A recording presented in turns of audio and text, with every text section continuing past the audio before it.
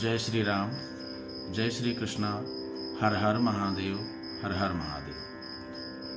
मथुरा से जितेंद्र जी का प्रश्न है कि घर में शिवलिंग रखना चाहिए या नहीं रखना चाहिए। कुछ लोगों का मत है, कुछ लोगों का कहना है कि घर में शिवलिंग नहीं रखना चाहिए, कुछ लोगों का कहना है कि घर में शिवलिंग रखना चाहिए। इसके बारे में महाराज जी आपका क्या विचार है? तो हम आपको बताना चाहते हैं कि देखिए, पारद शिवलिंग के बारे में शास्त्रों ने बताया है कि पारद शिवलिंग की उत्पत्ति भगवान शिव के वीर्य से हुई है, जिसके कारण जितनी भी मूर्तियां पारद के द्वारा बनती हैं वो स्वयं सिद्ध होती हैं। तो शिवलिंग, जो पारद का शिवलिंग है, उसे स्वयं शिव का ही स्वरूप माना जाता है। कहते हैं कि वाग्भट्ट के मतानुसार जो पारद शिवलिंग का भक्ति सहित पूजन करता है उसे तीनों लोकों में स्थित शिवलिंगों के पूजन का फल मिलता है। कहते हैं कि पारद लिंग का दर्शन महापुण्य दाता है। जो प्राणी पारद शिवलिंग का दर्शन कर ले तो उसे बहुत पुण्य फल की प्राप्ति होती है। कहते हैं इसके दर्शन से सैकड़ों अश्वमेघ यज्ञों के करने से जो फल प्राप्त होता है वही फल जो है पारद शिवलिंग के दर्शन से प्राप्त होता है। करोड़ों गौदान करने एवं हजारों स्वर्ण मुद्राओं के दान करने का जो फल है वह पारद शिवलिंग के दर्शन मात्र से प्राप्त होता है।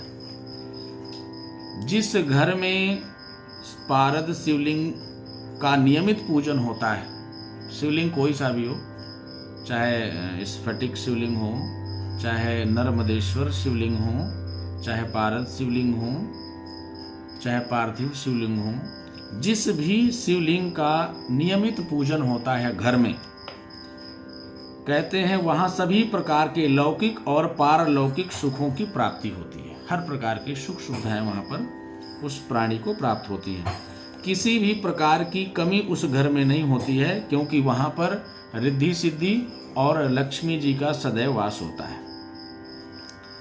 कहते हैं साक्षात भगवान शंकर का वास भी होता है। इसके अलावा वहां का वास्तु दोष भी समाप्त होता है। जिस घर में शिवलिंग होता है, जिस घर में शिवलिंग होता है उस घर का वास्तु दोष भी समाप्त होता है। कहते हैं प्रत्येक सोमवार को यदि पारद शिवलिंग पर अभिषेक करने पर तांत्रिक प्रयोग नष्ट हो जाते हैं। अगर कोई आपके घर में तांत्रिक प्रयोग करता है या किसी ने किया हुआ है, तो अगर आप उससे परेशान हैं तो प्रत्येक सोमवार के दिन अगर पारद शिवलिंग के द्वारा या किसी भी शिवलिंग के द्वारा यदि आप शिव का रुद्राभिषेक करते हैं तो तांत्रिक प्रयोग नष्ट हो जाता है। शास्त्रों का कथन है कि कोटिलिंग सहस्त्रस्य यत् फलम सम्यगर्चनात् तत्फलम कोटिगुणितम रसलिंगार्चनात् भवेत्। ब्रह्महत्या सहस्राणि गौहत्याया शतानि च तक्षण तुल्यम यान्ति रसलिंगस्य दर्शनात् स्पर्शनात् प्राप्यत मुक्तिरिति सत्यम शिवोदितम। करोड़ों शिवलिंगों के पूजन से जो फल प्राप्त होता है, करोड़ों शिवलिंग के पूजन से जो फल प्राप्त होता है उससे भी करोड़ गुना फल पारद शिवलिंग की पूजा करने से और दर्शन मात्र से प्राप्त होता है। कहते हैं अगर पारद शिवलिंग का स्पर्श हो जाए, स्पर्श मात्र से मुक्ति प्राप्त होती है। तो इसलिए हमारा यही कहना है कि आप सब लोग शास्त्रानुसार चलें, अपने घर में शिवलिंग की स्थापना जरूर से जरूर करें, अपने घर में शिवलिंग रखें और नित्य महादेव को एक लोटा जल चढ़ा करके उसके बाद ही आप कुछ जलपान करें, उसके बाद ही आप लोग आहार करें। भगवान की पूजा करने के बाद यदि आप लोग आहार करते हैं, आपके यहाँ किसी भी प्रकार की कोई विघ्न बाधा नहीं आएगी और सदैव आपका घर धन धान्य से भंडार से भरा होगा।